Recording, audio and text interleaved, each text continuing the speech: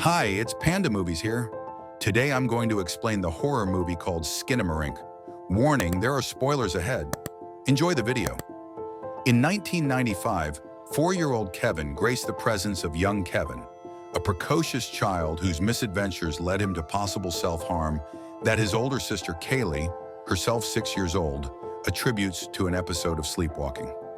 After this unfortunate incident, Kevin is committed to a medical facility where he is treated for his illness before being welcomed back into his family home. In an ongoing sequence of events, the father figure calls the house and tells the recipient that the hospital treatment has made the stitches on Kevin's wound unnecessary and that the wound is only a skull injury. The father's message then serves as a narrative to mitigate the severity of the accident. The passage of time awakens two brothers and sisters from their sleep, and the clock leads them into the middle of the night. To their great dismay, they are confronted with an ominous picture unfolding near their home. Their ancestor, the paternal guide himself, has seemingly vanished into the ether, leaving only a void. This surreal mystery is further complicated by the gradual disappearance of houses. Windows, front doors, and various other items undergo an unstoppable process of transition that blurs the line between the material and the immaterial. Kevin pitches the idea of moving their dormitories downstairs from their headquarters, and they embark on a quiet quest for animated visual television entertainment. While they are gripped by drowsiness, their subsequent awakening is greeted by a pervasive veil of darkness that still enshrouds the farmhouse space, manifesting as an enigmatic and inexplicable rumbling resonance. The sonic uniqueness captivates their senses and sparks a collaborative effort towards its origin. Their journey leads to a disturbing discovery. The chair, normally bound by gravity, now assumes an orientation that defies Earth norms and rests upside down at the top of the room. Faced with this disturbing manifestation, Kevin begins a dialogue to unravel the mystery of his father's inexplicable absence. His request triggers a response from Kaylee, who openly admits she doesn't know his whereabouts.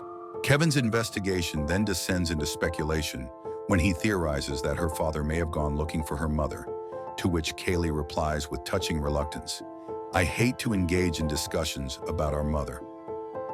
Kaylee becomes perplexed when she discovers that the downstairs bathroom's toilet has inexplicably vanished. In the company of Kevin, they venture to the upstairs bathroom. There, a doll hanging from the bedroom ceiling catches Kaylee's attention. As Kevin hesitates due to his fear of using the toilet, they devise a plan to place 2 buckets downstairs as an alternative. Suddenly, an eerie voice beckons Kaylee from the shadows, urging her to ascend the stairs. Though Kevin opts to stay downstairs, Kaylee embarks on the unsettling journey upstairs. In a bedroom, an apparition resembling their father materializes, guiding her to inspect beneath the bed. Despite complying, Kaylee doesn't find anything of note. Her focus shifts to her mother, who appears on the opposite side of the bed. In a tender moment, Kaylee's mother expresses love for her and Kevin and advises Kaylee to close her eyes before fading away.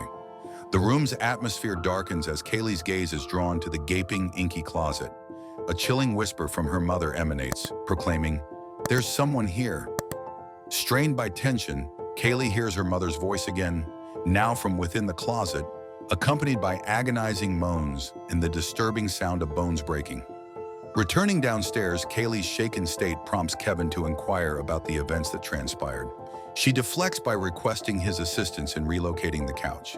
Together, they position the couch as a barricade, sealing off the hallway that had served as the source of the haunting voice.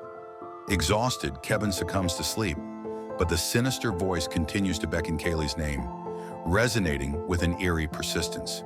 As he wakes from unconsciousness, Kevin's fervent pleas for his brother's company are echoed twice, with no response in an eerie silence. Instead of a familiar environment, there has been an eerie transformation. Lego bricks, VHS tapes, and assorted toys defy gravity by clinging to the wall in an unnatural way. In the midst of this bizarre arrangement, a mysterious voice emerges and lures Kevin into a mysterious underground realm. With a mixture of determination and apprehension, Kevin ventures into this alluring abyss, where a wondrous sight awaits him. His sister Kaylee, once expressive and vocal, is now stripped of those qualities. This profound change forces Kevin to face an incredible transformation. As she climbs onto the roof of the house, The haunted voice resumes its call, echoing terrifying echoes. It requires a disturbing form of play that goes hand in hand with the disappearance of household toys. Kevin feels an otherworldly compulsion as he follows orders that lead him to a kitchen drawer with a hidden purpose.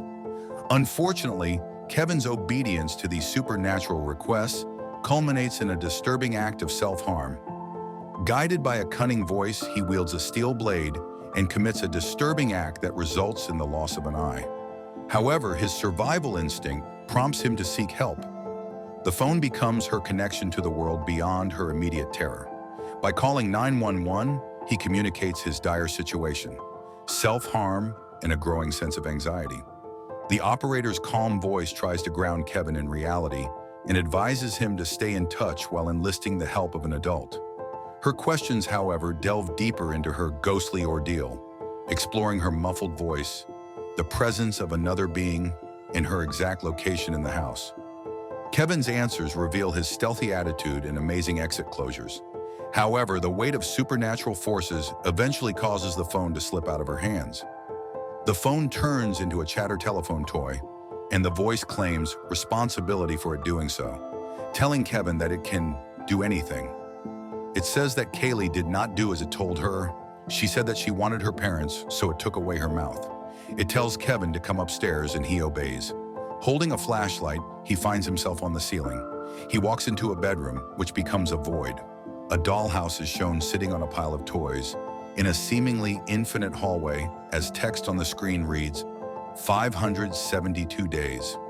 A female figure is seen sitting on the side of a bed, and her head slowly fades away, followed by the rest of her body. Photos are shown of people, except their faces are either missing or distorted. Kevin cries out as blood splatters onto the floor, then disappears and spatters repeatedly, and he cries out for his mother. Kevin asks if he can watch something happy. An unidentifiable face appears over Kevin in his bed, telling him to go to sleep. Kevin asks for the face's name, but it does not respond.